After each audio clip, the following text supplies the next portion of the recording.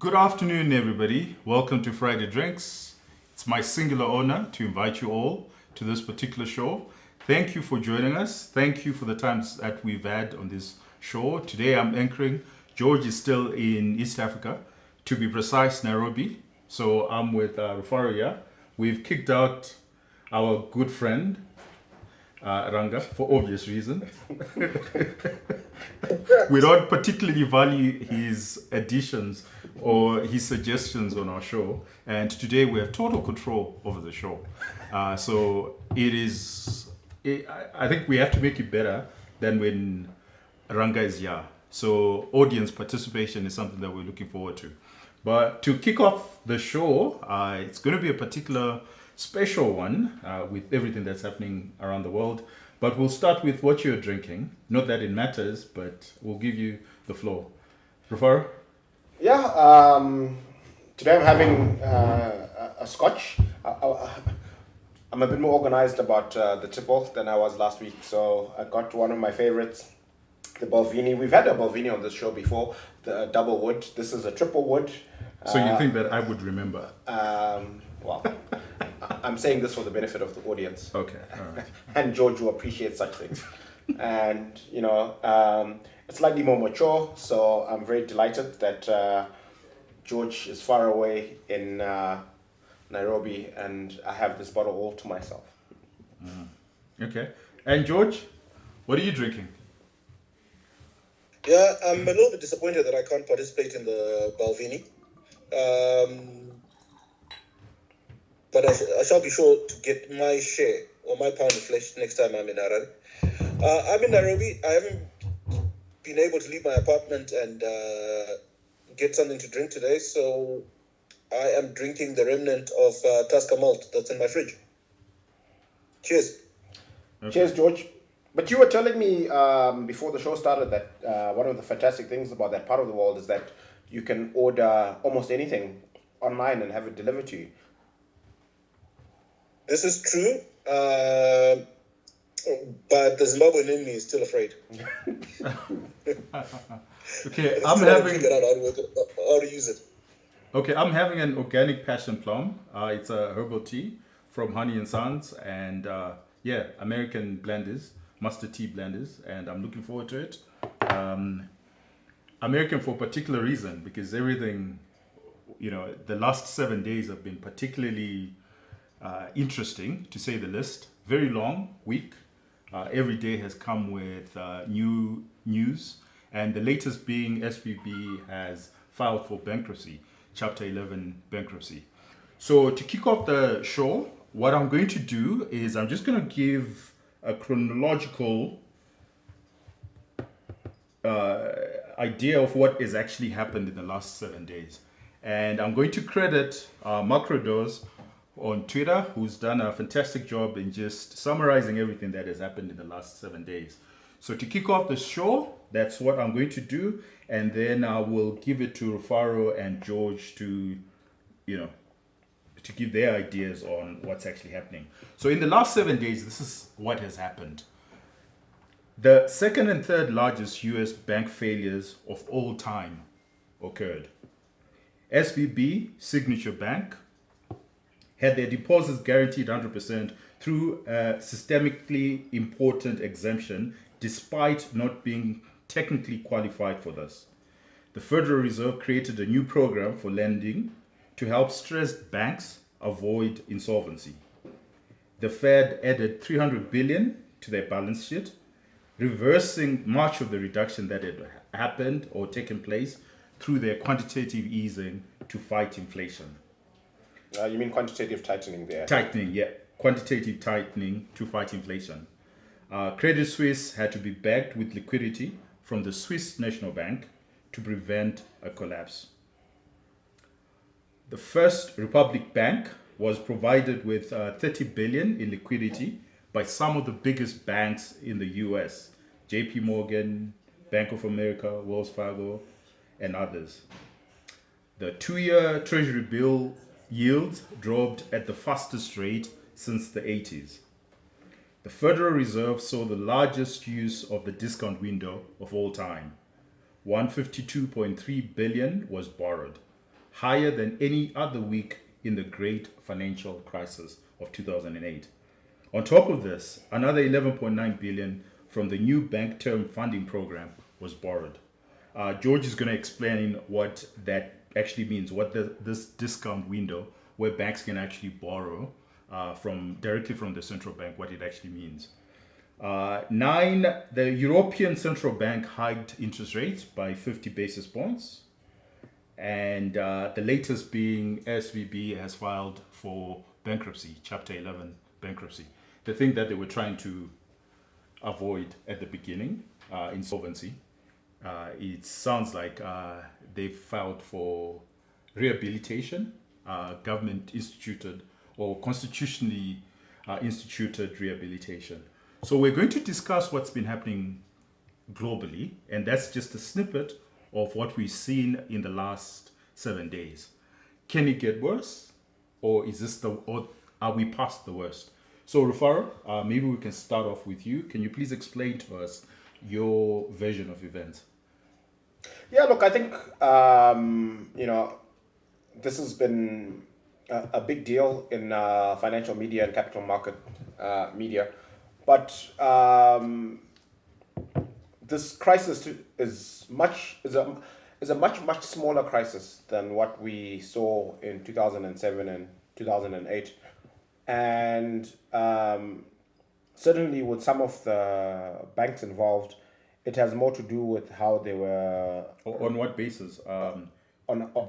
This is the worst bank failure in the history of the U.S. So it's not the worst. I mean, so in terms of deposits, in terms of the deposits that are at risk, this is the worst in the history. So if you look at SVB, which is Silicon Valley Bank, it's a 40-year-old bank. It's the second largest bank failure in U.S. history. Combined, it's now the largest bank failure. Well, if you add it to Signature and the other bank failures, but one of the other things that you won't hear from the more shrill voices around this discussion is the fact that SVB, if it was allowed to fail and there was no intervention at all by the authorities, the depositors were going to get about 98 cents in the dollar. So they lost about 15 billion in the in terms of their portfolio of bonds and treasuries, but the average depositor was still going to get more than 90 cents in the dollar, which is quite a lot. I think the major concern or question that arose is if there's any risk. So it doesn't matter whether you're going to lose 2 cents in the dollar or 5 cents in the dollar or 10 cents in the dollar, that if you bank with a bank like SVB, a regional bank, instead of one of the big four systematically too big to fail banks, why would you do that if you're not getting a significant reward for that? And so the concern was you'd see this massive exodus of deposits from the smaller regional banks like SVB to the top four, and the whole thing would become unstable. And I think that's really the issue. Not so much the size of these failures or how much money was lost. So I'm going to have to pin you down. Is this a big issue or it's not? It's a non-event? It's definitely not a non-event. I think it's an important issue. Like I said, it's an important event, but it's not as big an issue as the global financial crisis of 2007, 2008. Okay. I think so. Can you use the metric that you're using when you say it's not? Maybe the contagion may not be as much as 2008. So on what basis are you saying that, so that the audience can actually benefit from your analysis? So if you look at 2007, 2008, for example, immediately the US government created this program called TOP, where they pumped in $800 billion, right? They literally pumped in this cash into institutions that were at risk of failure to stabilize, to add liquidity to the system, and to engender faith and confidence. They haven't had to do that this time. In fact, if you look at the statement, it's 300 billion that they've given. So far. So there's a big difference between what a central bank does every day. So if a bank has a liquidity challenge and they have securities that they can lodge to unlock that liquidity, it's a normal operation for a bank to access that discount window and get liquidity. Now, it's a completely different thing altogether for the government to stand up a whole bunch of money and say, we are now injecting this into the banking system over and above the normal operation of the discount window to create additional liquidity to calm everybody down. Okay. So they haven't had to do that this time around. So this time, that discount window that you're referring to, that is a normal central bank function. Okay, but despite that, we would still look at the impact on the central or on the Fed's balance sheet. So whichever way it comes, whether it comes through government or it comes through direct window from the central bank, at the end of the day, we'll still look at the balance sheet. And when we look at the balance sheet of the Fed has grown by 300 billion. The impact is still the same. There's been liquidity injection of 300 billion. How it has come about, yes, we can argue on those nuances, but there's been an injection of 300 billion. So far, we don't know how far this thing can go. And that I would want to direct it to George. George, could you explain to us, is there contagion? And why are we worried? If Rufaro is right, SVB was going to be able to pay up their depositors, they would lose 2 cents in a dollar. That doesn't sound like a big issue. And Rufaro still insists that this is localized, that it wasn't as big a crisis as 2007, 2008. Do you agree? Is contagion an effect? An important thing that we need to discuss? No, thanks, Tinashe. I'm going to take you guys a couple of steps back because you guys have jumped straight into the weeds of it. Perhaps without painting a good enough picture of what's happened. And by the way, because of the floor, I will say to Faro, it's too early to say whether it's big or small. This thing is only 2 weeks old. Give it time, and then we'll see how big or small it ends up being. What's happened, Tinashe? What has happened is over the last 15 years, we've had a series of global economic crises, beginning with 2007 and 8. Then we had another small crisis around 2017, 18, I think, a financial crisis.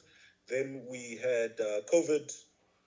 And the big governments have, in each of these instances, responded by pumping money into the economies. And this money has been pumped in, has basically been printed and pumped into the economies. And then, so they did it the first time, there wasn't inflation, and everybody said, well, it's not as bad as we've been told. They did it again, there wasn't inflation. But then in recent months, central governments have started to get worried, and they've started to try and suck that liquidity out, and therefore have been issuing bonds. But and bonds are a way of incentivizing the markets to give back the central bank the money that the central bank printed. So it's kind of, we gave you some money to bail you out of a tough situation. We're going to take it back by issuing you a bond, which has got an incentive. What's gone and happened with these recent bank failures is then the yields on those bonds, basically the prices of those bonds, because those bonds are traded. You buy it today for a certain amount and you can sell it to someone else at a certain price, and it's publicly traded. And what's basically happened is the price of those bonds has fallen because there's been so many of them, and there's a bit of a glut in the markets. So the price has fallen, and banks have found themselves having to revise the value that they're carrying those bonds at. Now, this is where Rufaro is coming in and saying, but that's just a paper adjustment. They still have the bond. If they wait for it until it matures in 5 years, in 7 years, in 10 years, they are going to get the same amount of money they thought that they were always going to get. Yeah, they would not make a loss when they invested. So why is it a problem?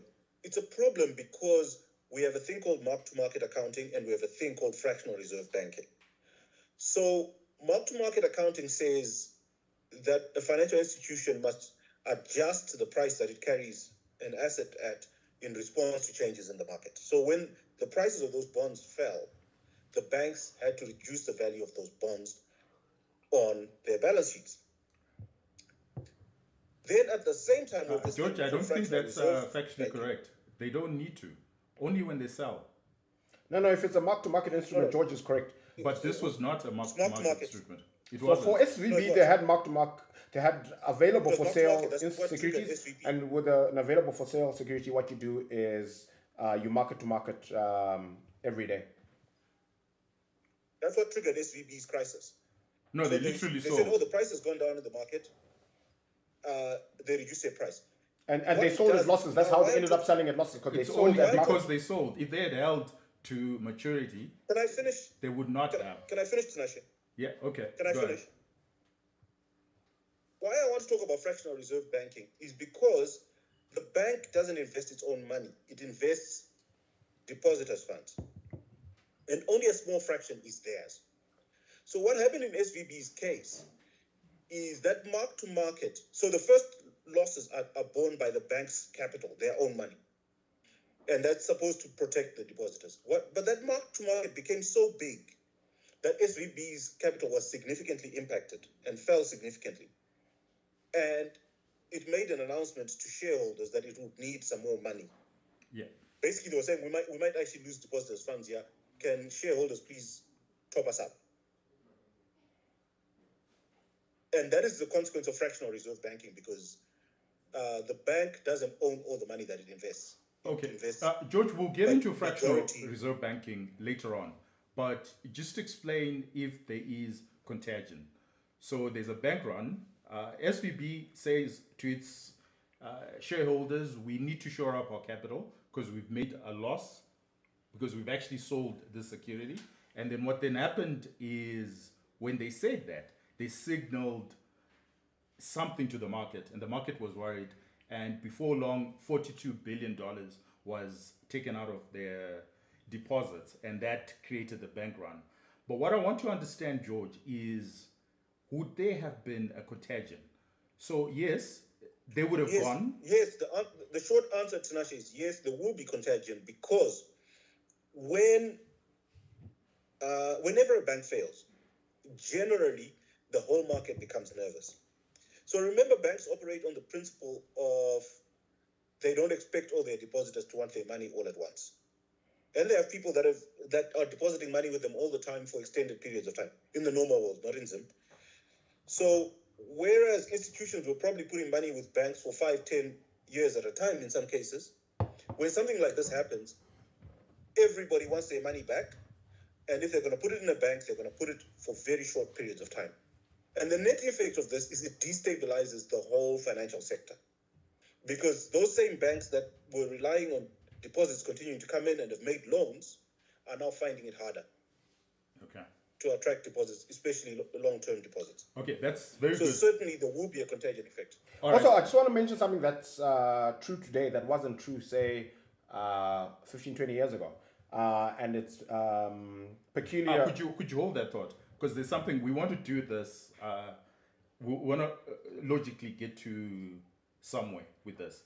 So George, let's suppose you're right. There is contagion, but there's also insurance, right? So if SVB or any other bank could recover, Rufaro, would you want to explain to us why insurance didn't kick in? Because obviously the Federal Institute, the FDIC would. What are you putting in your tea? I have no idea. You must have swiped it. Would come in and insure those deposits. So what's peculiar in this? So in the US and in many banking jurisdictions, you have a insurer of bank deposits. If the bank's management makes poor decisions, or even if there's a force majeure event beyond everybody's control and money is lost, the insurance company comes in and says, okay, fine, your deposit is insured up to this amount, and we're going to give you that amount. And in the US, that number is 250,000. Just to put that into context, you might wonder, why that particular number. The median deposit in the US is less than $6,000. So 250,000, because basically these insurance products are there to protect the average depositor, not your big businesses. So what's peculiar with SVB, sorry, Silicon Valley Bank, was that You put some tea in your whiskey. this bank did not cater to your average citizen. It was a banker to venture capitalists and startups. So more than 90% of their deposits Companies, were in other actually above $250,000. So most of the deposits were not actually insured. So Okay, so explain something to me, Rufaro. If the average deposit is 6,000 and you're putting in a bank 250, more than 250,000 as a deposit, why would you put it as a deposit and not buy directly government treasury bills or any other paper that's in the market? Why are you putting it as a deposit when it's more than 250,000? So I think that's a legacy issue. To be, that's my best guess. So people. So it means that these depositors are actually taking a risk. They knew that they were taking a risk because they do have alternatives. So you do have a company that's managing its cash flows even beyond 3 months or to a couple of years, because a lot of these venture capitalists had raised money. So suddenly they were awash with cash.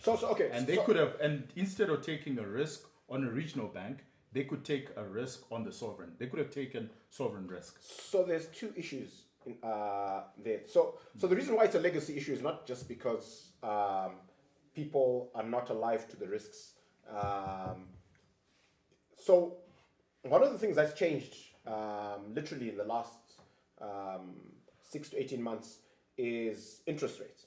Now, before the Fed started raising interest rates, right? If you decided to move your the extent of your deposit that was above 250,000 to a treasury bill or somewhere where it was less risky, there was almost zero financial reward for that because interest rates were close to zero.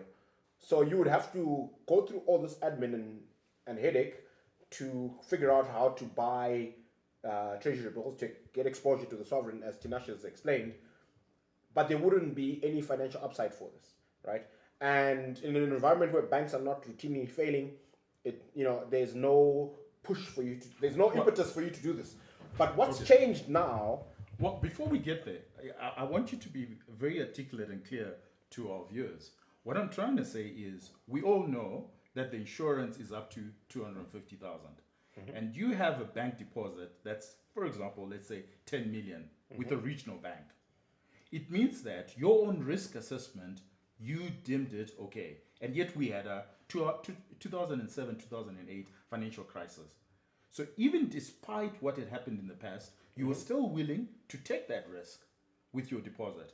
Because also during that period, there was a lot of paper in the market that if you had your 10 million deposit, you could have just bought your sovereign risk rather than the bank risk. And also understanding that this, what George terms fractional banking, that there's always a risk that the bank can actually fail. Yeah. So if we go back to 2007, 2008, right, one of the things that happened in that crisis is that for the most part, depositors were made whole. So if you had exposure to a bank beyond what was insured, because of the government stepping in with this idea that many big banks were too big to fail, and that for the bigger picture, it was important to ignore the moral hazard and bail out a lot of institutions. The average depositor actually didn't lose out. Okay. So there's a tacit understanding that my deposit is safe, no matter what, even if it's beyond 250. Yeah. So it's George, do you agree with that? So we're saying that there's a venture capitalist or a startup or whichever company that has 10, 20 million, decides to put that money in a regional bank, knows that insurance would only cover up to 250,000, and is taking a risk, a particular risk. Now, Rufaro is coming in and saying, well, that is true on paper. They knew after what had happened in the 2008 crisis that there's a moral hazard and there's a tacit understanding that banks will be bailed out. Would you like to comment on that? Yeah, I think in many ways he's right. I mean, okay, I wouldn't attribute motives, but I would simply say past experience in those markets has proved that, or suggests that your chance of losing money in a bank is very low. Ask the same question in Zimbabwe. Would somebody who's got $2-3 million, let alone Which 20 currency? or 30 It makes a big difference, George. in US dollars, would they keep it all in one bank? Would they even keep it in the domestic banking system? And the answer is probably no, because we've learned the hard way. We've seen bank failures. Okay. And we've seen people lose their money. But in America, they've seen continuous bailouts. So there's a tacit understanding that the government will bail out or will do a backstop. I think the new language now, it's not a bailout, it's a backstop. Okay, so Yes. thanks for that, gentlemen. So I would like to just then move from that. So there is contagion, there is some sort of support from government. What does this mean internationally? Because now we've seen what has happened to Credit Suisse, where the Swiss National Bank is coming in. Sorry, going back to the original question on contagion. Yeah. Yes, so I talked about one aspect of contagion, which is that basically banks are going to find it hard to access deposits. But also the entire capital market system is going to suffer because everybody for a while is going to be nervous. So those that control large amounts of capital are going to be very, very cautious about how they deploy it for a while to come. And this will definitely affect capital markets around the world. Okay. Capital is going to be shy until all of this blows over and we're clear how it's been resolved. Well, that's why I wanted us to now talk about Credit Suisse, because we're starting to see it going through into European banks, and Credit Suisse being a particular one. Do you think that it's a problem? Do you think that Credit Suisse is a problem that's going to unravel in the next coming weeks? What are we likely to see? The European Central Bank has increased its interest rate, so they're continuing with their tightening program. But the Swiss bank has said they can support Credit Suisse up to $54 billion, I suppose. What do you think is going to happen there? So remember, Credit Suisse is a global bank on its own. So everything that's happening with Credit Suisse, I mean, I just assume that it's a Credit Suisse problem, and it's not a Swiss. Well, it's been a banking dumpster system or fire European for like banking system. the last 6 months plus. They've had issue after issue after issue way before this. Yeah, but then this just makes it worse. Yeah. So but We'll give you But time. the point that he's making is that it's Rufaro, unique. we'll give you your time. George, please go ahead. So I'm saying, so I assume that this, forget for a moment that this could be sector-wide in Switzerland or in Europe, but Credit Suisse itself is a global bank. So in all the markets in which Credit Suisse operates, this is going to be an issue and usually these bailouts don't work out overnight. So for the next few weeks, in all those markets, there's nervousness about whether my bank, the George Newayebwa Bank, has any dealings with Credit Suisse, and whether, as a customer of the George Newayebwa Bank, I'm going to be able to access my money. And this will reverberate around the world. Now, in reality, what's going to happen is everybody's going to say, well, if this is a problem with Credit Suisse, it could be a problem with all Swiss banks. And there'll be that nervousness around all Swiss banks, and a certain level of nervousness around all European banks. So coming back to my earlier point, capital is just going to become shy because you don't know what to touch for now. Any bank you touch, any institution you touch could be affected somehow by what's going on. Okay. And Rufaro, where I want you to come in is we've seen a peculiar thing happening where, while George is correct in the broader sense, he's not particularly correct. Oh, thank you, Tinashe. You're not particularly correct in what's actually happening. The data that we're seeing is the bigger banks are actually getting more and more liquidity, right? We're seeing a flight to quality. Would you like to speak to that? Yeah, it's called a flight to quality. Yes, Yeah, correct. to quality. And we're seeing, banks like JP Morgan, Citibank, they don't need that money, but they're getting a lot of this. Is this the death of regional banks? And by regional banks, here we mean the smaller banks that played peculiar banking for those particular regions, like, San Francisco, venture capitalists, and other regional banks. We're seeing a flight to capital. Are we seeing a reduction in the number of banks? What's the impact of this? So I think,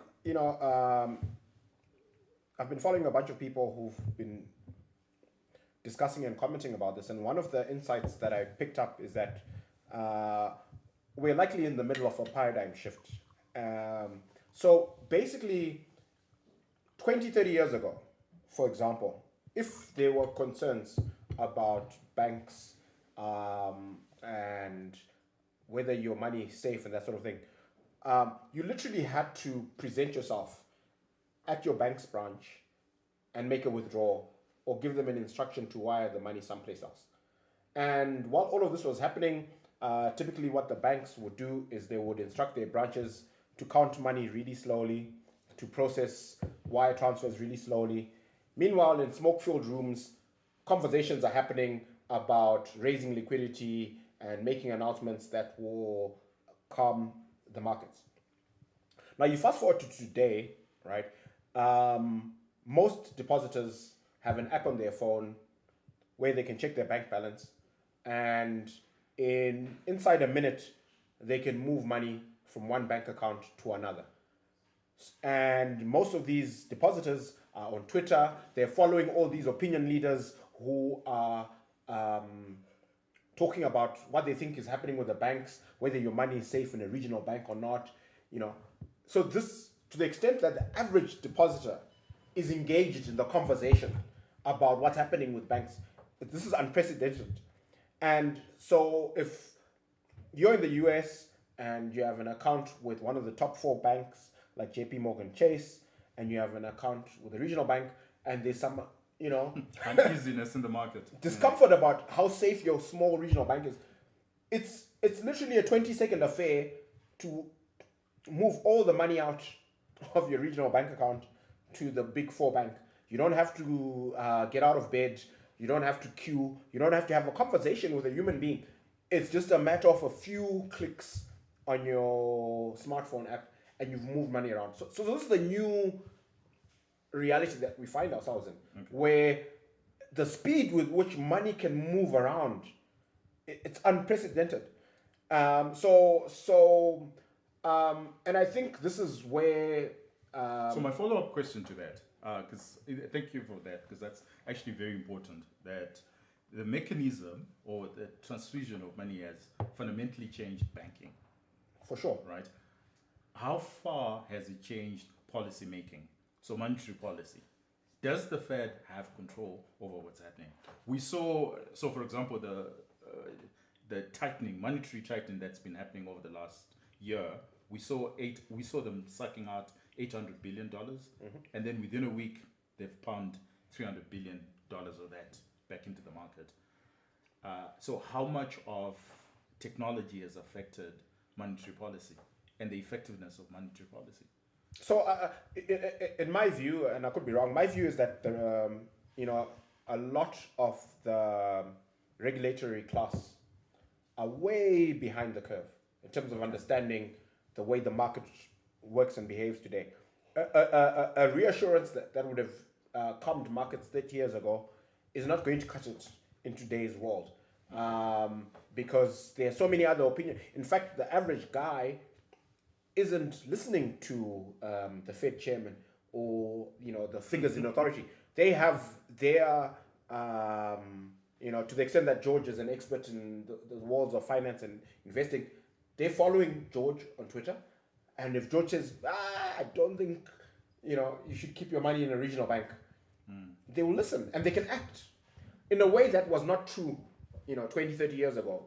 So I think the centers of authority is no longer centralized in terms of opinion making and moving and motivating the behavior of individuals. Individuals have a whole universe of opinion leaders that they follow and listen to, and they act on that advice. Okay. So, George, what I want you to do. Sorry, I'd like to have a bite of that cherry. All right, sure. I'll answer it from a different angle from how Rufaro's looked at it. So your question was, are monetary policy makers Affected. do they have the necessary tech and do they have control? Yeah. I think, given the tech they have today, they have the capacity to have greater control. Because, imagine trying to regulate the market 200 years ago when most money moved around as cash or as checks. And sometimes checks took months to arrive at the bank they'd been drawn up. Now everything's happening in seconds, and the regulators have a view of it on their screens. The question is, do they understand it? And do they have models to predict what it means in the future? And there, I'm afraid, we're not yet there. Economics itself is a young science, and it's constantly emerging. But then throw in all these other things that are going on. I'm not sure that anybody really has the tools and models to predict with the right level of accuracy the impact of any policy moves and policy changes. So, George, just to continue that discussion, I mean, we've seen Bitcoin, for example, go up. I think it moved from the lowest it was this year was 17,000. It's gone up to as high as 22,000 on the back of this. Just in 1 week, I think it's gone up by 10%. We've seen gold breaching, I think it's now on 1920 an ounce, the last I saw. Yeah. So, and central banking does not have any control whatsoever as far as cryptocurrency is concerned. We've even seen new cryptocurrencies emerging this last week. So what's your reply to that? I think everybody, when we're talking about monetary policy, everybody gets all excited about cryptocurrency because it's got the word currency in it. If you remove the name and you just call it asset class, another asset class, Okay. it's not material.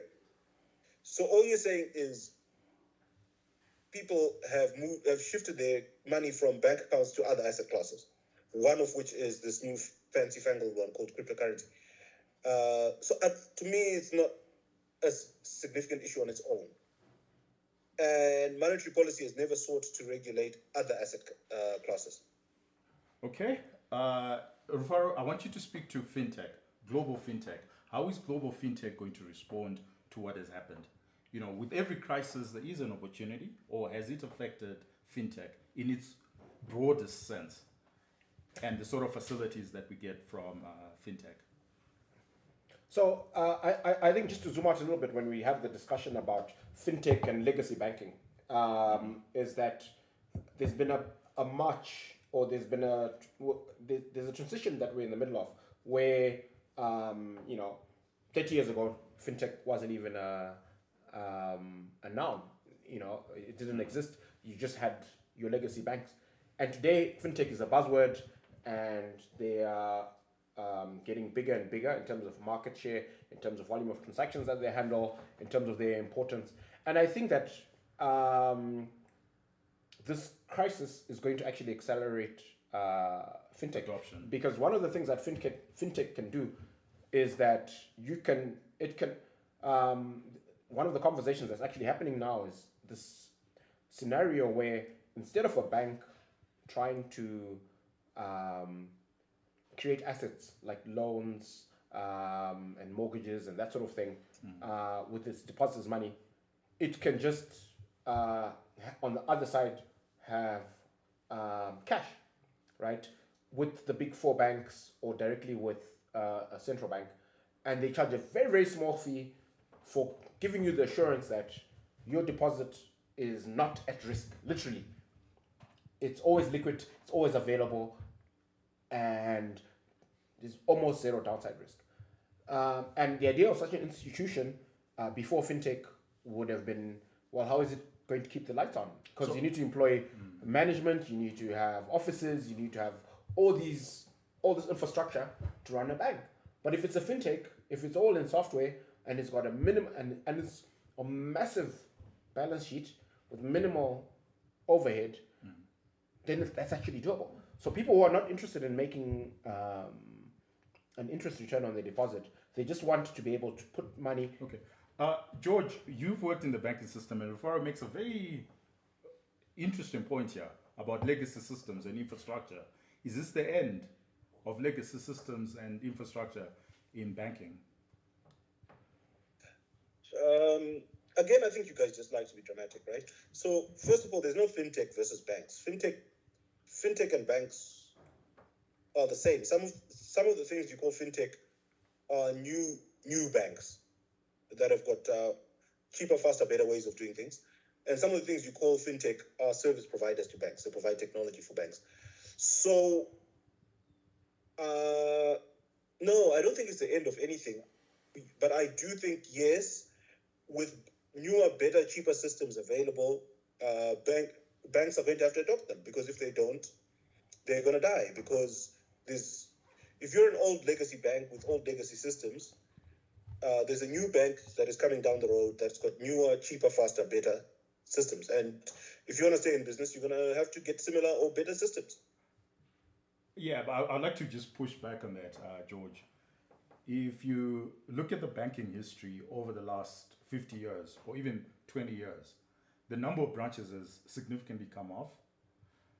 For you to start a bank, it was really incumbent upon you having this legacy, very expensive infrastructure, which fintech destroys that completely. And a lot of the banking systems at the present moment, there's a lot of paper that actually moves behind in the background. The back office is still very much legacy infrastructure driven, and we haven't seen a lot of innovation there. And we're starting to see the innovative stuff that's coming out. And I think that from a policy perspective, where I sort of agree with Rufaro, maybe perhaps not as dramatic as Rufaro, is the issue of fractional, banking.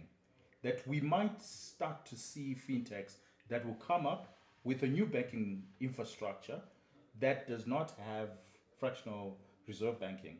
So, for example, P2P, peer-to-peer lending, that looks at just your deposit and it lends that particular deposit, and there's no creation of money. So if you think about it from a Zimbabwean perspective, right? Let him reply, and then we'll give you a chance to reply. Tinashe, in general, I agree with you. But what I'm saying to you is that this is not new, right? You're talking about new niche players that are more efficient.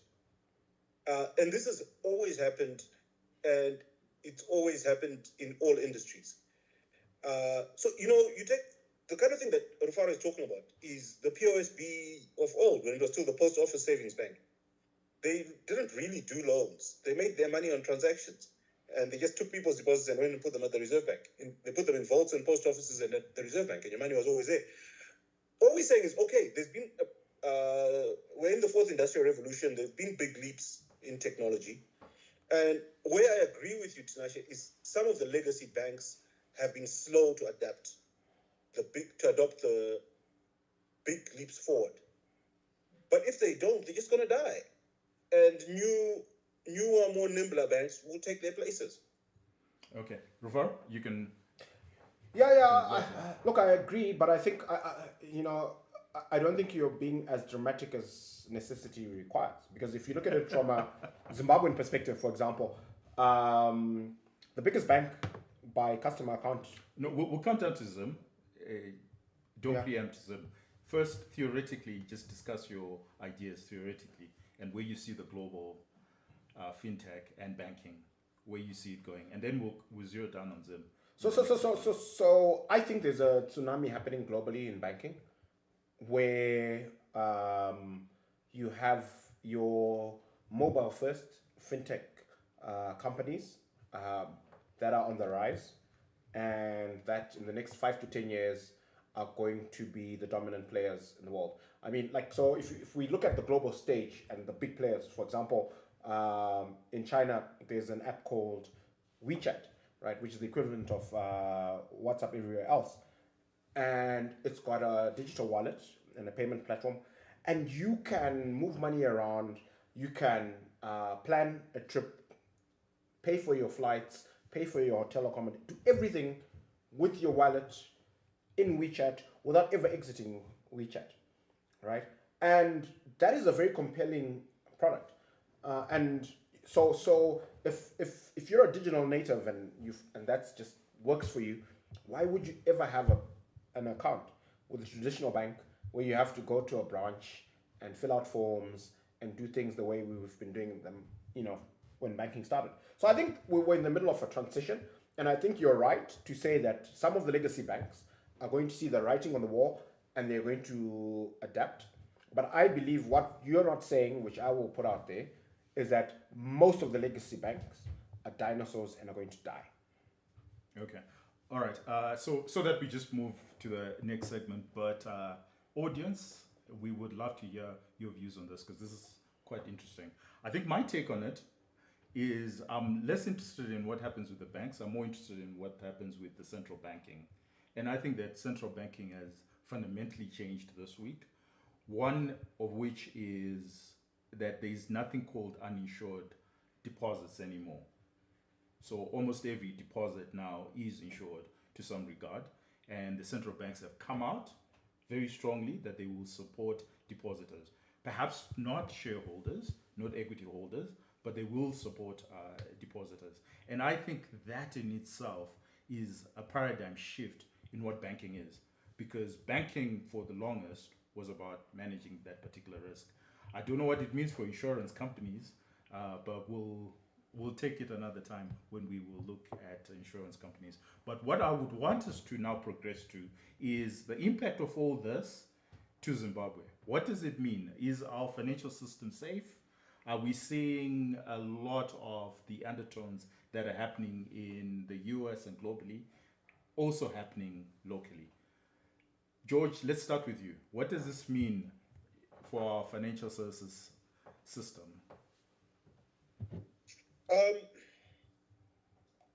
I think in Zim in particular, we are quite dislocated from what's happening in the first world in terms of the banking system purely. But what I think we should note is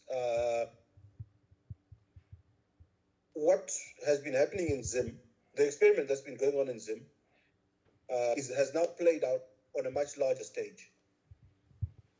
And what we've been saying on Friday Drinks has been proven to have been right. If you have massive printing of money, it will have consequences. If you have a lot of chopping and changing of monetary and fiscal policies in an economy, it has ramifications. And those ramifications are because capital is shy. Ours has been less dramatic because we've been doing it for so long. Capital has been so shy of our market for a generation, for nearly 25 years, that it just stays away. And what's happened in America now vindicates those risk managers and those investment committees that have always said stay away from Zimbabwe because they're always chopping and changing, because they're always printing money. So I don't know if I've answered your question directly, but yeah, No, you haven't. No, you haven't. But I'm hoping that Rufaro will do a better job. Yeah, look, I think there's some policy voices in this part of the world that have made the case that, well, look, Zim is not so bad. They have problems there too, which I found hilarious. By the way, the end of the dollar. Look, I think you are very generous in your characterizing Zimbabwe as dislocated. I would be more dramatic and say that we're kind of like in the twilight zone or in some kind of Alice in Wonderland where we, for the longest time, think that the rules don't apply to us and we have all this drama around the currency and all this chopping and changing. So I don't know that. Okay, you guys, we have more than 16 banking, deposit peaking, more than 20 actually, uh, deposit peaking financial institutions. So we do have banks, right? We do have a lot of money that's floating around. We've got about, in the formal system, our banking system, 2.5 billion in deposits, 2 billion in the mattress, National the Mattress National Bank. Mattress Bank. Yeah. So yeah. there is money, there is financial intermediation that's actually happening. So I would like to know if what's happening globally has changed the mindsets locally. So Or the are point you I'm saying trying that the we- point that I'm trying to make here is that But Tinashe, We've- by your we- own we- numbers, half the money is not in the banking sector. we don't have honest conversations about money in our country. We don't have an honest conversation about exchange rates. We don't have honest conversation about what policy is going to be in place 6 months from now. We live in the twilight zone. We are to say that there's a disconnect between what's happening globally and what's happening in Zim is the understatement of the decade. So because we are constantly writing and rewriting our own rules, well, it's what's happening in the rest of the world is academic, in my opinion. Okay, I lose this one. We have a lot of. So if you look at Somalia, for example, they get a lot of remittances from abroad, and their remittances systems are now, extremely robust, and they are directly linked to what's happening globally. Would you not say that that would be the same in Zimbabwe, or are you saying that Zim will always be a haven for cash, because more of our cash is under our mattresses than in our system? Or is that not an opportunity? Sorry, I'm not understanding your point, Tinashe. What I'm trying to say is whatever is happening globally, whether it's fintech or it's financial services, surely it has a bearing on how we do our banking in Zimbabwe. Granted, yes, you are right that most of us are not banking, but that's besides the point, because we're still linked to what's happening internationally. And if you look at Somalia as a case in point, where for a long time the financial system had broken down, had failed, but you saw an informalization of central banking, where your remittances companies became effectively de facto central bankers of the entire system. Are we not going to see that in Zim?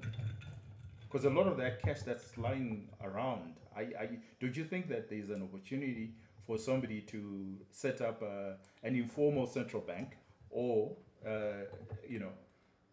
to pick up all those deposits outside of our formal financial system? Yes, but not because of what's happening in the rest of the world. All and I right. think and maybe that's where you are missing Rufaro and I. Okay.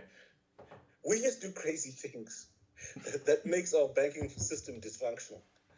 And because of that, yes, there's opportunities for alternative models. There's opportunities that there will be innovation. I mean, you remember in the 2007, 2008 era, a particular fuel company became the de facto central bank. It was issuing the only currency that anybody trusted. So something like that could very well happen again, yes. Okay. But not triggered by what's happening out there, triggered by all the very fun and interesting things we've done for ourselves. Fair enough. Rivera? No, I completely agree with George. I think, so until something more efficient and trustworthy emerges, I think the National Mattress Bank is going to Be dominant. Okay, all right. I need to move on quickly. How about commodities? So that's something that we are linked with in the global markets. We're starting to see commodities going up again, and gold in particular. We're a gold producer. 35 tons last year. Tons. Yeah, last year could potentially be more this year. We're going to benefit from that. I think we've already seen a spike in gold. What else could we do? Is this not an opportunity for us? Look, we've on one of the few rare things that Rufaro and I agree on. I thought we agree about a lot of things. I thought it's Tinashe that we have problems with. What's going on here? Did you go to East Africa and become a... We tend to agree on drinks, but not much more. Dig up as much of the stuff as possible as quickly as possible, because these but prices... That's Tinashe's view as well. So that's a Friday drinks view. Could you say Dig that up as again? much of the stuff as possible while prices are high and send it out. We're not going to see prices like this again for a while to come if the world goes back to normal. Important words. No, I completely agree. And actually, I'll even double down and say, you know what? There's an I'm not going to use the word axiom. I got shut down for doing that last week. So I'm going to say there's an adage in the world of economics that says, you know, the cure for high prices is high prices. And one of the remarkable things that I picked up a couple of weeks ago, you know, was that gas prices in Europe are at 17-month lows. You know, and that was a head scratcher for me, because the war in Ukraine started February last year, you know, so that's about 12, 13 months ago. And Russia is one of the, you know, at that time was one of the biggest suppliers of gas to Europe, and gas prices went through the roof because of the war. And yet, gas prices in Western Europe today are at 17-month lows, right? So it means the market adapted to this new reality of very high gas prices. They came up with alternatives.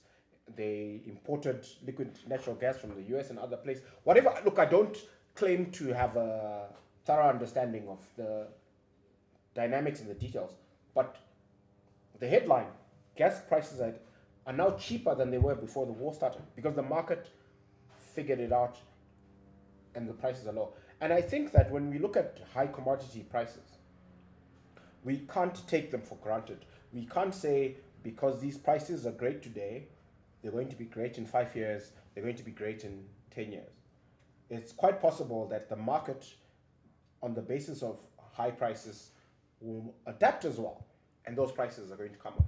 So we have no business us pretending that we can set a policy that will see us benefiting for the next 5-10 years from high commodity prices, because we don't control those commodity prices.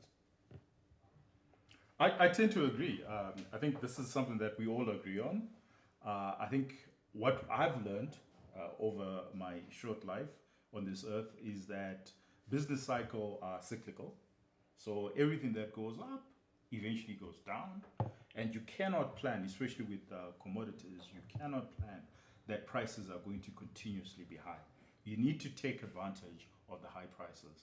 And where we're seeing the globe is what the global dislocation presents a good opportunity for commodities, and we are a commodity producing country, and we should take advantage. And directly speaking to central bank, it means that we need to do away with surrender requirements. All our miners need to pump and pump as hard as they can, and we need to ensure that we sort out our energy problems, because if we don't have energy, then our miners are unable to get the commodity off the ground. The other thing that we need to highlight, which I think is a very important thing, is right now, if all our miners are concerned with alternative energy sources, and they are putting in $200-300 million into alternative energy sources, that capital should have gone to getting the stuff off the ground.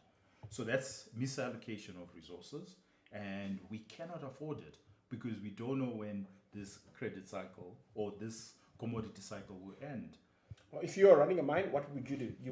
You'd have a meeting with the national utility and take their word for it that they're sorting it out? I think if I'm running a mine, this speaks directly to the mine minister. I would say that allow the miners to import directly. I think that it does not make any sense whatsoever for the miners to be going through the national grid. The national grid has become unreliable. I mean, we're producing a third of what we're supposed to be producing. So the idea that farmers and miners have to rely on the national grid, I think it's fallen. It's just not going to happen. But what I would say is to take advantage is allow all the miners to import directly their energy requirements. And this is speaking directly to... But why just the the miners? minister. Why can't anybody else, some guy manufacturing cans or whatever? Why can't everyone who has capacity suffice to import say, their own guys, power? Guys, I think the point you're saying is let's liberalize the energy market. Because they can import, or a new player can come in and take on ZESA. Whatever. It doesn't matter whether a cat is black or white. If it catches mice, it's a good cat. But the other thing that I would encourage, Tinashe, if you let me, is we need to set aside money for exploration. And it's easier to set aside money for exploration when prices are high than it is when prices come off. And one of the things that I think is limiting our output of precious metals, such as gold, is we've underexplored. If you look at some of the countries that have overtaken us in production in the last 10, 15 years, it's purely because they've put money into exploration and they know what resources lie where and the best ways of getting it out. As far as I'm aware, there isn't any meaningful exploration that has happened in the country. Who should be setting aside money for exploration? In the last generation. Sorry, Rufara? Who should be setting aside money for exploration? There's two ways to do it. It could either be done at company level, which I know you and Tinashe would advocate for, and you could enforce that with some sort of statute, or it could be done through a central fund. So instead of, if we go with Tinashe's idea of eliminating the surrender requirements, instead of eliminating it 100%, you could retain a small portion of those, of what was previously surrendered, going into a pot, a national pot that goes into exploration. But I'm going to push back, George, and I'm going to... So, if you had the capacity, right, if you had $100 million to explore in this policy framework, right, and you could do that in Zimbabwe, in Zambia, in Malawi, in Mozambique, across Southern Africa, right? With the current surrender requirements, with the current policy chopping and changing, why would you do that here? Okay, so I think you guys have gone a different route to the one that I was arguing for, because now you're talking about long term. you know what it feels like when I'm anchoring and you're on the other side. Yeah. Okay, so you guys are quite correct. I think that's a long term solution. So to start looking at exploration and everything else. But here we're talking about, we've got an opportunity where commodity prices are high today. What could change? What could be a game changer today, tomorrow? If the central bank government tomorrow says all miners can import their electricity, that's a game changer tomorrow. They will be able to have reliable electricity, reliable energy, and they'll be able to produce. That's what I mean in the short term. What we need to do. But we agree on that. We agree on that. And I would like to focus on that. That if we liberalize it, if we liberalize energy, it will have an impact. But I'm saying also there is no better time than when prices are high to make long-term investments. I think that, George, we're making different points, because while I do agree on liberalization requires a lot of work as far as the law is concerned. It doesn't require a lot of work. It actually does. It's just changing the law. Yeah, it's just changing the law, and that, we're coming to the end of our parliament, right? The parliament terms, and I don't think that will be a big thing that on top of people's minds. But one thing that they could do is just, the minister has the power to allow miners to start importing. The minister has that power. I think you've got a certain version of liberalization in your head, Tinashe. But even what you're talking about is an element of liberalization. Right now, ZESA has a monopoly. And saying that you're taking away part of that monopoly is a liberalization. I'm just saying, yes, we agree. And yes, and you're saying the most important part of that liberalization are the miners and the farmers. Fine. Let's do it. I completely agree with you. Okay, fantastic. Rivaro? Yeah, no, I agree with George. I think we should. There's a whole bunch of things. In fact, if I was to at a very high level speak to the challenges of doing business in Zimbabwe, I think that we are a highly illiberal economy from a policy standpoint. And if we made, if we just moved across to being more liberal, whether it's with electricity importation or generation, whether it's with currency generation, retentions for miners, whether any sector really, if you actually wrap your brain around what the challenges are, it's excessive rules and regulations. And if we just pedaled back on those and just open things up, I think we would have a thriving economy. So, audience, as you can see, there's always an opportunity. There's always a silver lining with every dark cloud.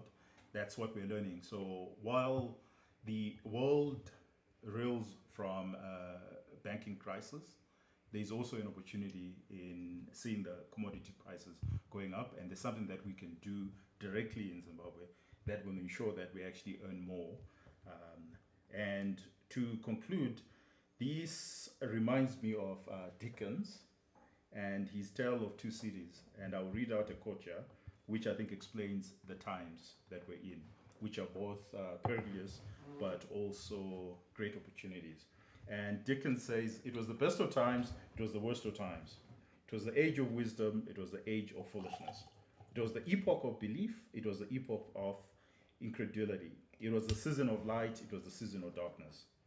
It was the spring of hope, it was the winter of despair. We had everything before us, we had nothing before us. We're all going direct to heaven, we're all going direct the other way. In short, the period was so far like the present period that some of its noisiest authorities, insisted on it being received for the good or for evil, in the superlative degree of comparison only." And I think these are the times that we live in. Thank you very much for joining us. Enjoy your weekend and join us next week. Cheers.